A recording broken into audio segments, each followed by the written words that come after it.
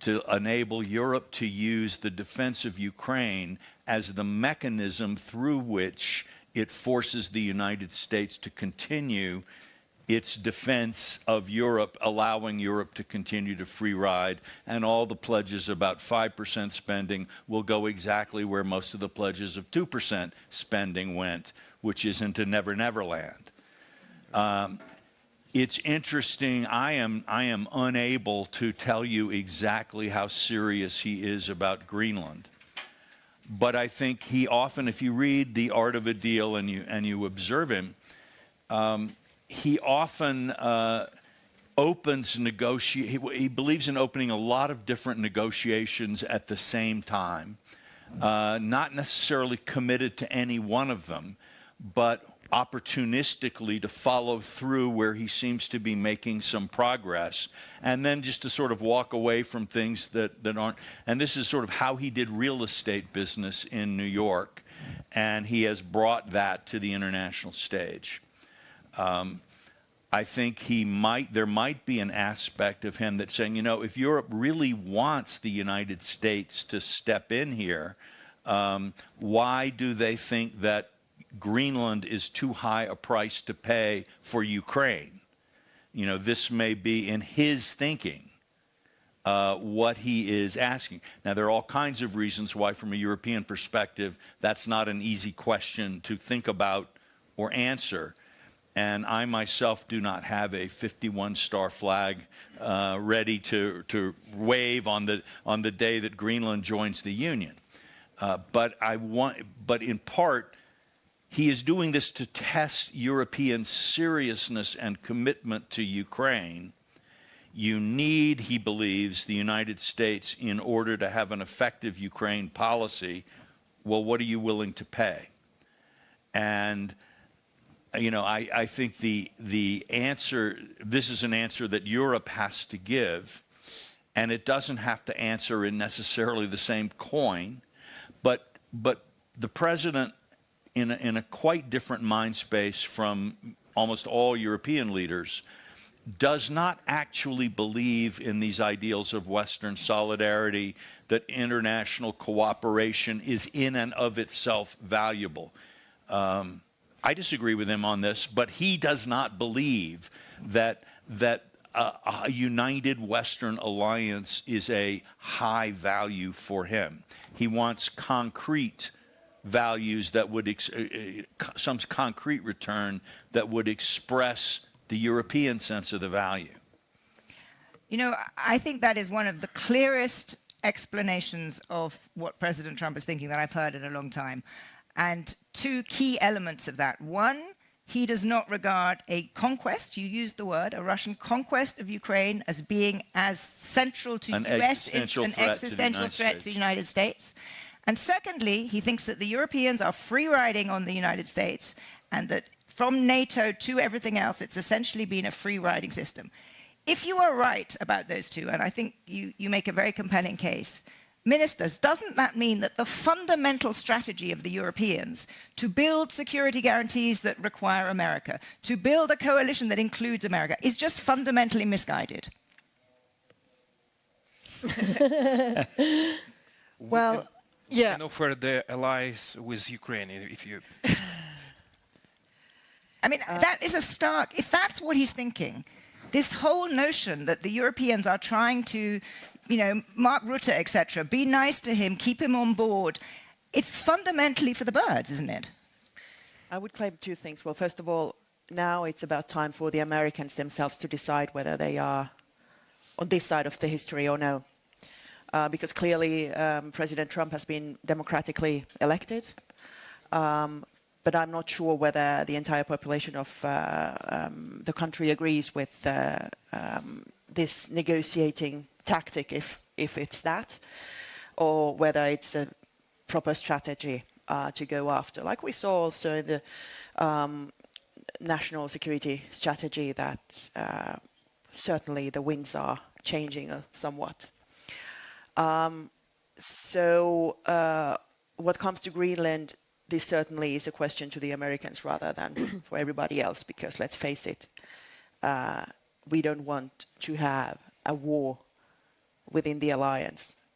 We don't even want to have confrontation within the alliance. You can call the Europeans weak, but I'm happy that it's exactly this way. Now, still having said this, Finland fully supports, of course, territorial integrity and the sovereignty of the Kingdom of Denmark, also over Greenland, well established in international agreements, also with the United States. And at the same time, I guess Espen would agree, as another Arctic country, we have been preparing to defend the Arctic for years and decades. In Finland, we are training US soldiers for Arctic conditions. Over 20 years. He initially led the Federal Department of Defense, Civil Protection and Sport, and since 2019 has headed the Federal Department of Economic Affairs, Education and Research. Mr. President, when you were inaugurated as president by the Swiss Parliament last December, you chose to speak about dialogue. At a time of uncertainty and tension, you reminded Parliament that Switzerland's diversity is not something that sustains itself automatically. It only becomes a strength if we truly listen to one another, if we resist the temptation to dismiss different views simply because they come from another political camp.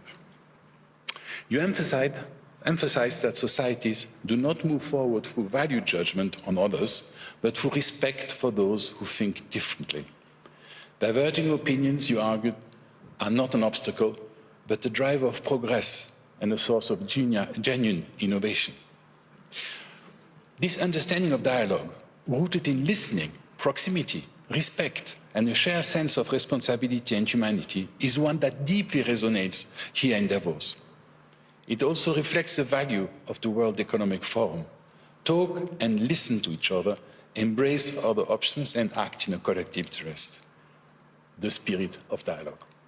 Before inviting the President to speak to us, allow me also to express our deepest gratitude to the Swiss government, to the Swiss Parliament, to the Canton of Graubünden, to the Swiss Army and to the police.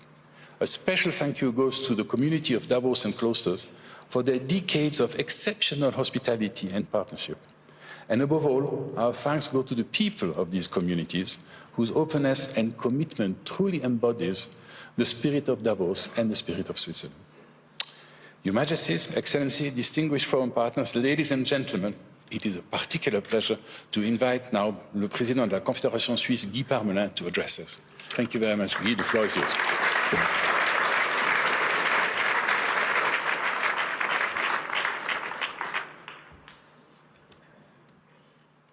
Je vais parler français. Monsieur Hoffman. I shall speak French. Mr. Hoffman, Mr. Fink, Mr. Bender, Excellencies, ladies and gentlemen. My quality as President of the Swiss Confederation, I'm particularly happy to welcome so many heads of state to this annual meeting of the World Economic Forum. This is particularly meaningful in a year which started with a tragedy for our nation, and Switzerland would like to thank all of the nations concerned for the support and solidarity they expressed during the disaster in Crans-Montana. It is extremely impressive to see how energies can be mobilized by such a disaster, how it can strengthen international cohesiveness and unity. This must go beyond, of course, the particular or dramatic events. It must pervade the relationships between our countries, because it is only together that we can find solid and lasting solutions to the major challenges of our time. 2025 offered up a number of challenges: geopolitical, economic and digital upheavals on a global scale. They can be seen everywhere. They permeate our daily lives and even extend to the World Economic Forum, for which the past year was not a walk in the park.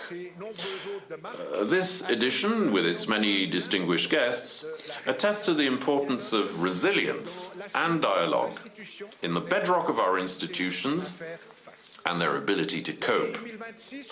2026 has barely started, yet there are indications of upheavals to come and potential flashpoints. Ukraine, Gaza, Sudan, and now Venezuela and Iran, to name but a few. In terms of economic policy, protectionism is on the rise all over the world. In addition, there are many unresolved issues about the role and control of artificial intelligence that remain unanswered. This should come as no surprise. For humans, standing still is not an option.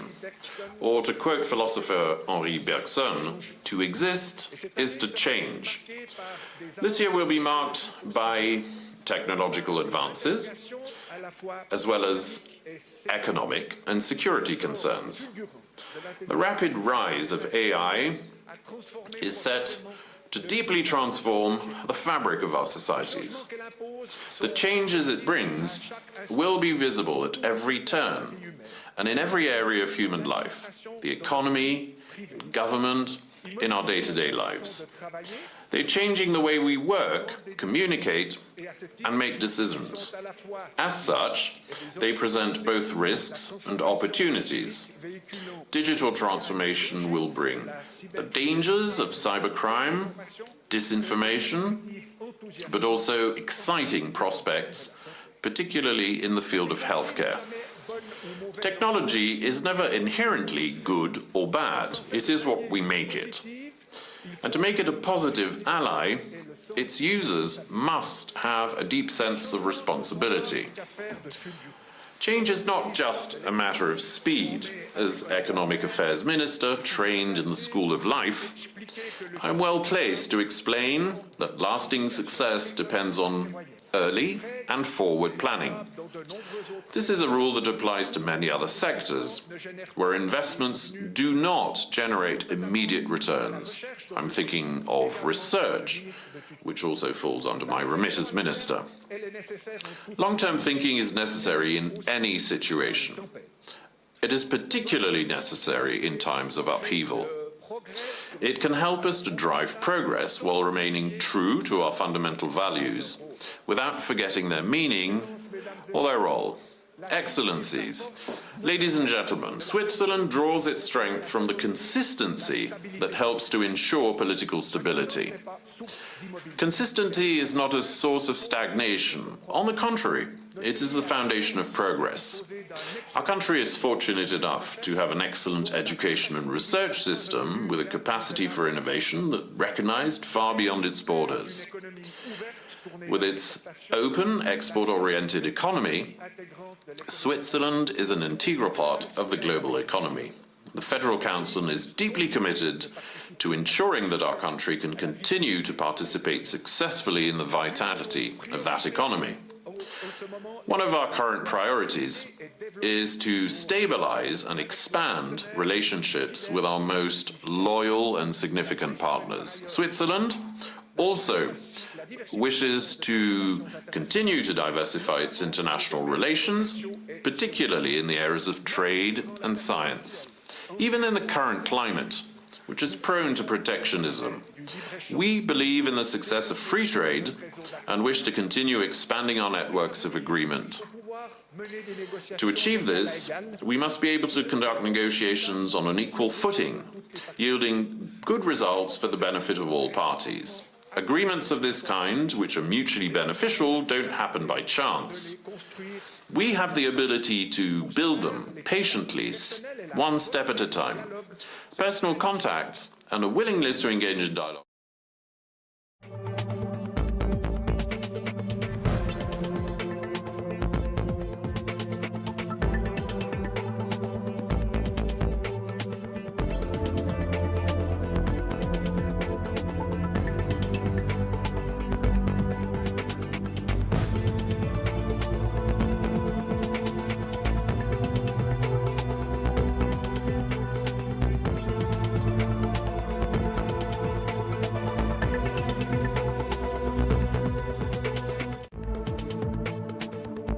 Particulièrement exigeante en présidant l'Organisation pour la sécurité et la coopération en Europe.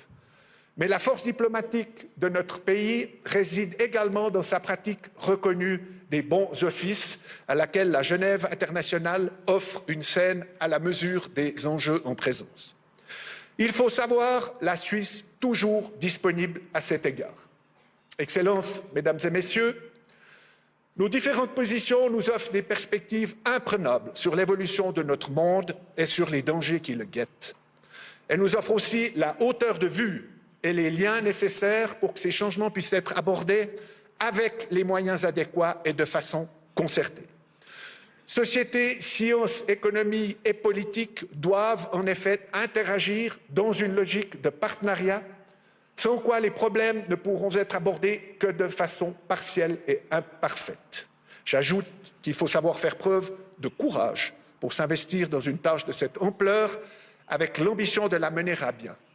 Le courage d'innover, le courage de rester fidèle à ses valeurs, le courage de demander assistance ou conseil si nécessaire, le courage enfin de s'engager dans la durée comme le fait le vigneron face au rythme lent et implacable de la nature. Nous verrons ce que l'intelligence artificielle a à nous offrir. Nous serons certainement encore stupéfaits, peut-être éblouis, mais ce qu'elle ne parviendra jamais à faire, c'est à fédérer les cœurs ou à attirer les mains secourables comme nous l'avons vécu au début de cette année en Valais. La solidarité et l'humanité ne font pas partie du vocabulaire digital. Je veux y voir un heureux présage pour l'avenir. Je vous remercie de votre attention.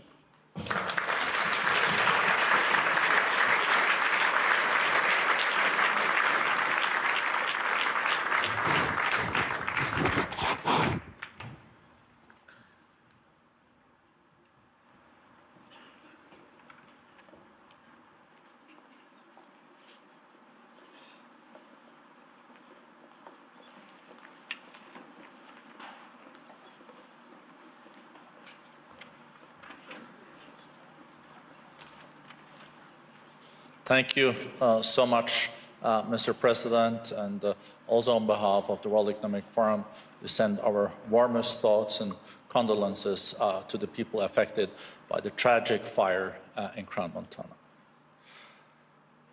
Ladies and gentlemen, it is really my great honor to welcome one of the most influential and respected leaders on the global stage today. President Ursula von der Leyen, a stateswoman whose leadership has helped define and shape Europe's direction in an era of historic uncertainty. Madam President, you have guided the European Union with clarity, resolve, and strong sense of purpose through some of the most demanding moments in history. Under your leadership, the European Commission has advanced a bold agenda for strengthening Europe's competitiveness with upholding its core values. As President of the European Commission, you have championed a Europe that is competitive yet fair, open yet resilient. On the global stage, you have been a clear and consistent voice for multilateral cooperation, support for Ukraine, and a rules-based international order. At a time when leadership is tested not only by crisis, but by choices made for the future, your voice offers both direction and reassurance.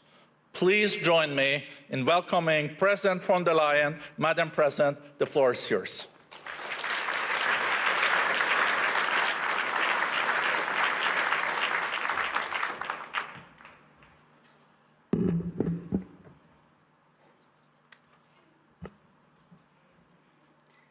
President Brende, dear Borge, thank you very much for the warm welcome.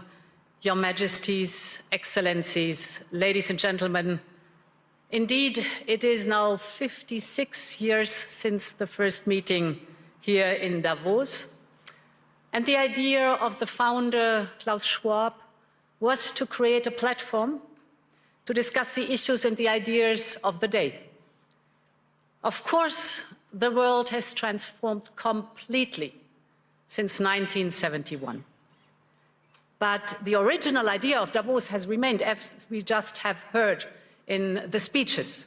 So I was delighted that you have gone back to your roots with this year's theme, a spirit of dialogue. Because this spirit is all the more important in a world that is more fractured and more fractious than ever. 1971 was the year of the so-called Nixon shock and the decision to delink the US dollar from gold. In an instant, the foundations of the Bretton Woods system and the entire global economic order set up after the war effectively collapsed. But it also had two major effects. It inadvertently created the conditions for what would become a truly global order, and it provided a sharp lesson for Europe and on the need to strengthen its economic and political power. It was a warning to reduce our dependencies, in this case, on a foreign currency. The world may be very different today, without any question, but I believe the lesson is very much the same. That geopolitical shocks can and must serve as an opportunity for Europe. And in my view, the seismic change we are going through today is an opportunity, in fact, a necessity, to build a new form of European independence. And this need is neither new nor a reaction to recent events. It has been a structural imperative for far longer. So when I used this term, European independence, around a year ago, I was surprised at the skeptical reactions. But less than 1 year on, there's now a real consensus around this. The sheer speed and almost unthinkable scale of the change have driven this, but the underlying imperative is still the same. The good news is we acted immediately, whether on energy or raw materials, defense or digital, we're moving fast. But the truth is also that we will only be able to capitalize on this opportunity if we recognize that this change is permanent. Of course, nostalgia is part of our human story, but nostalgia will not bring back the old order.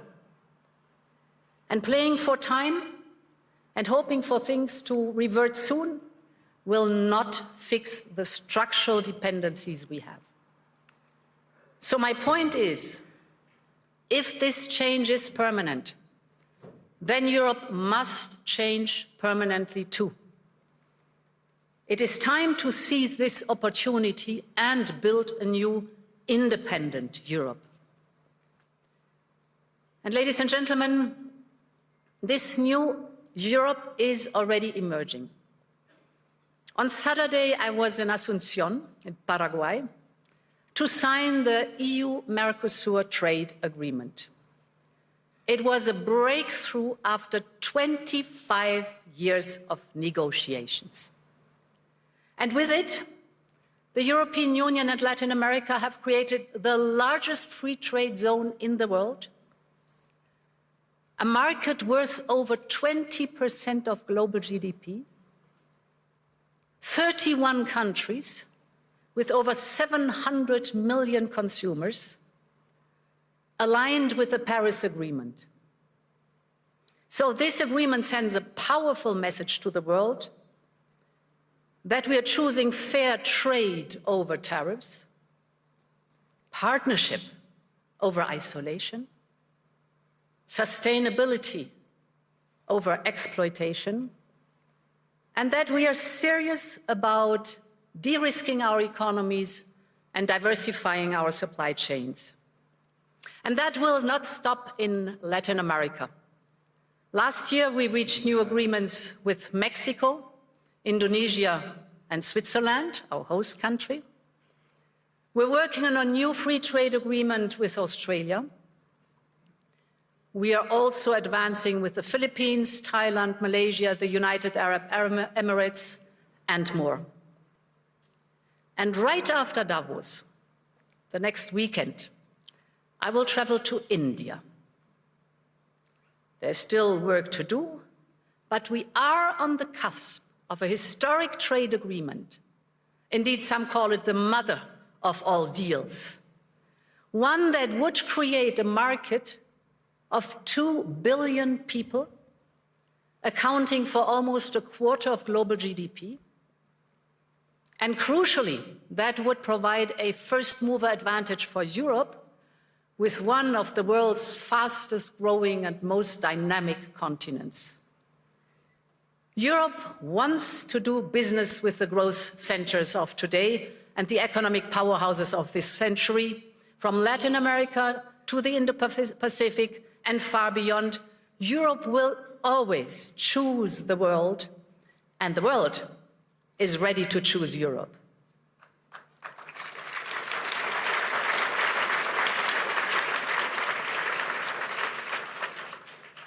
And ladies and gentlemen, this reality also reflects the fact that Europe has all the assets it needs to attract investment.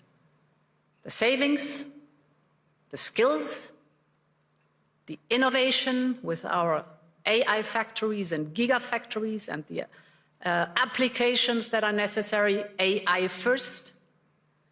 What we need now is to mobilize collectively these assets to their full potential and to focus on the essential. So focal point number one is to create a conducive and predictable regulatory environment. We live in an age where capital and data can cross Europe in a second. And business must be able to move just as freely. But as things stand, too many companies have to look abroad to grow and scale up, partly because they face the new set of rules every time they expand into a new member state. So while on paper, the market is of 450 million Europeans open to them, it is far more complicated in reality. And that acts as a handbrake on the growth and profit potential of companies. So this is why we need a new approach. We will soon put forward our 28th regime. The ultimate aim is to create a new, truly European company structure. We call it EU Inc., with a single and simple set of rules that will apply seamlessly over our union, so that businesses can operate across member states much more easily. Our entrepreneurs, the innovative companies, will be able to register a company in any member state within 48 hours, fully online. They will enjoy the same capital regime all across the European Union.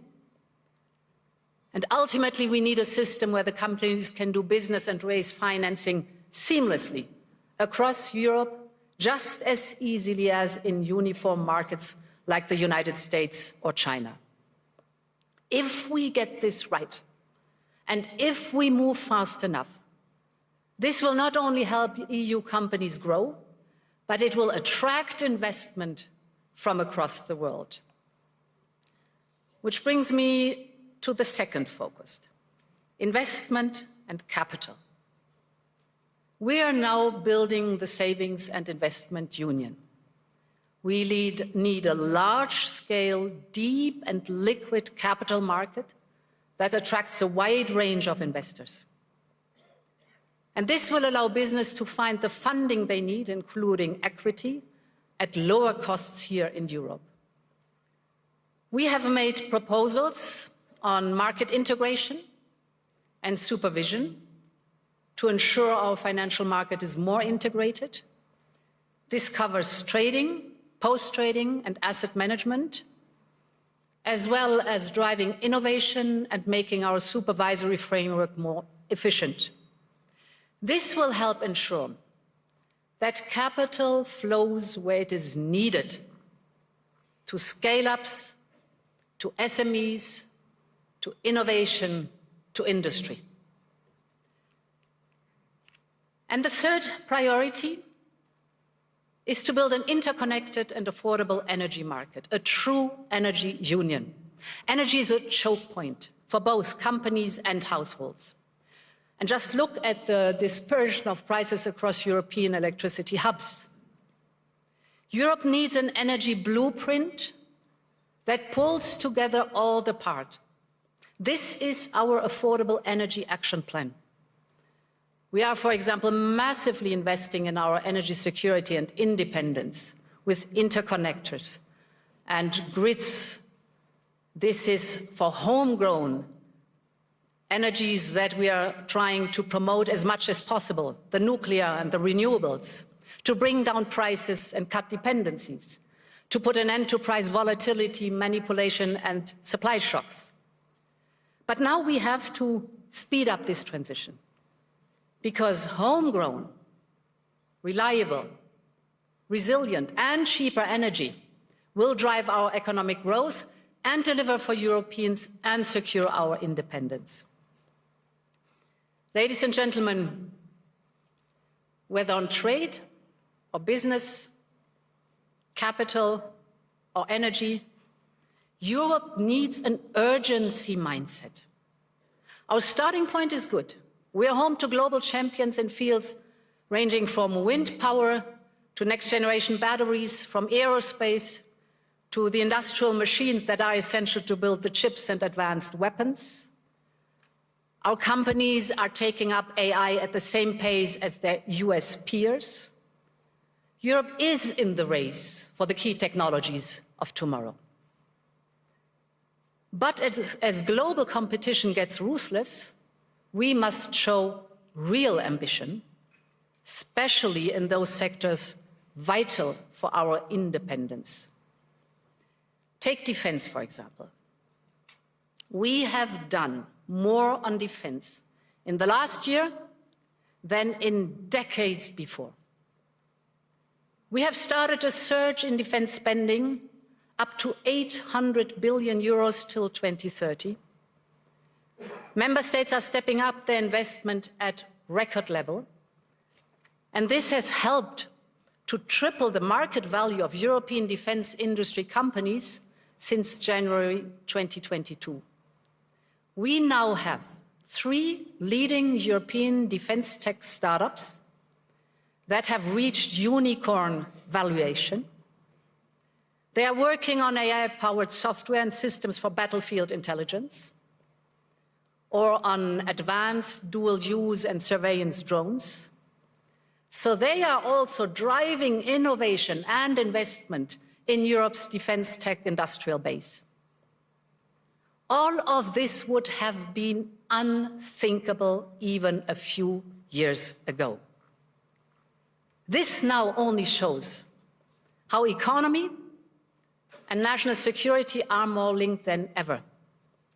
But also what we can do when Europeans have the will to match the ambition.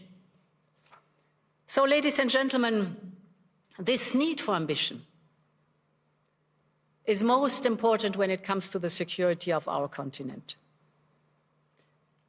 In just over a month, we will mark the 4th anniversary of Russia's war of aggression against Ukraine. 4 years on, Russia shows no sign of abating, no sign of remorse, no sign of seeking peace. On the contrary, Russia is intensifying its attacks, killing civilians every day as we speak. Just last week, its bombing of Ukraine's energy infrastructure left millions facing darkness, cold, and water shortages. This must end.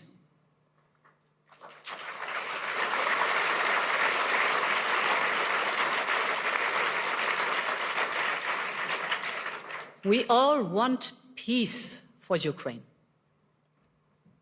We recognize President Trump's role in pushing the peace process forward, and we will work very closely with the United States. And we all agree that, therefore, Ukraine must be in a position of strength to go to the negotiation table.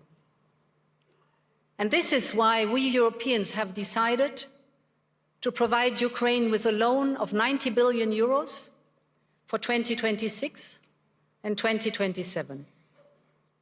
With this support, we make sure that Ukraine can bolster its defense on the battlefield, strengthen its defense capabilities for a peace agreement, and keep basic services running. Above all, it reaffirms Europe's unwavering commitment to the security, the defense, and the European future of Ukraine. And in parallel, we decided to permanently immobilize the Russian assets, and that we reserve the right to make use of them. This should serve as a stark reminder to Russia and as a message to the world. Europe will always stand with Ukraine until there is a just and lasting peace.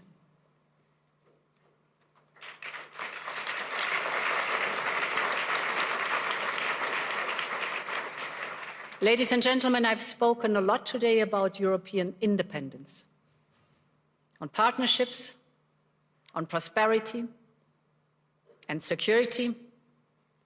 So I would like to conclude with Greenland,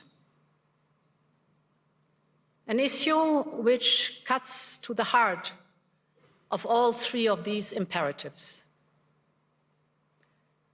When it comes to the security of the Arctic region, Europe is fully committed. And we share the objectives of the United States in this regard.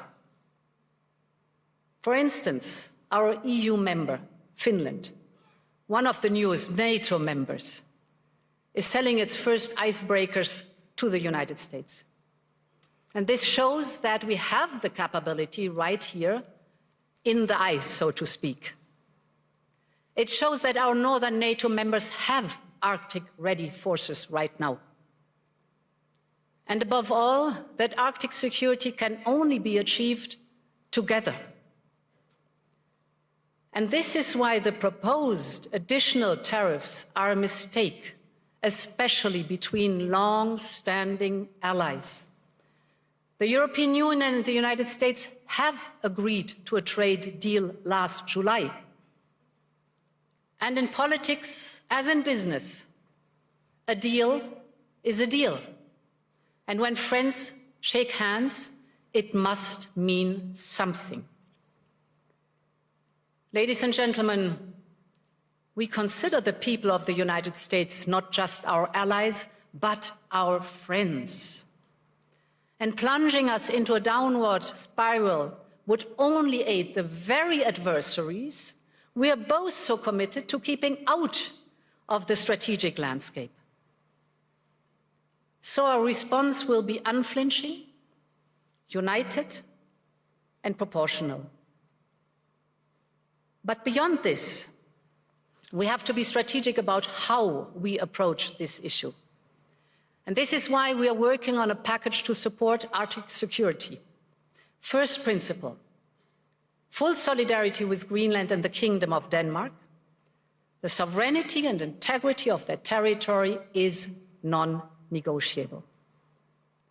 Second, we're working on a massive European investment surge in Greenland. We will work with Greenland and Denmark hand in hand to see how we can further support the local economy and infrastructure. Third, we will work with the United States and all partners on wider Arctic security. This is clearly in our shared interest, and we will step up our investment.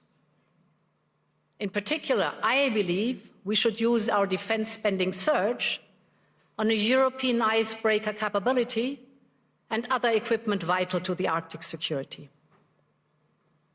And fourth, in the same spirit, we need to work with all our regional partners to strengthen our common security. And this is why we will look at how to strengthen our security partnerships with partners such as the UK, Canada, Norway, Iceland, and others. Finally, I believe Europe needs to adjust to a new security architecture and realities that we are now facing.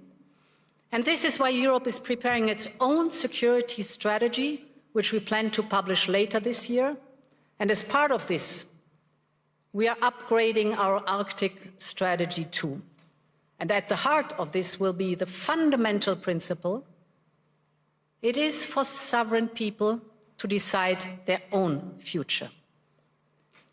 Ladies and gentlemen, when I started preparing for this year's address, security in the High North was not the main theme.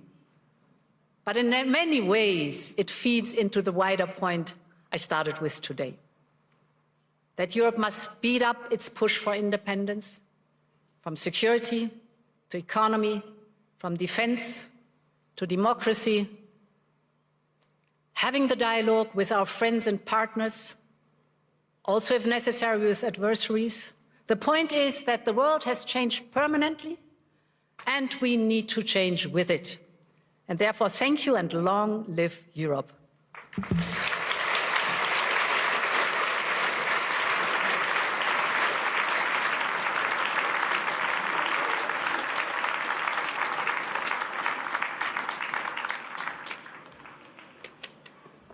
Madam President, there is not much to add, but a big thank you. Long live Europe, more defense than in decades. The mother of all deals might be around the corner with India. The largest trade deal in the world is between the EU and Mercosur. It is a very powerful and historic speech from Madam President. Please be seated, because now we'll walk Madam President out, and then the Chinese Vice Premier will join us. So a big applause to President Ursula von der Leyen.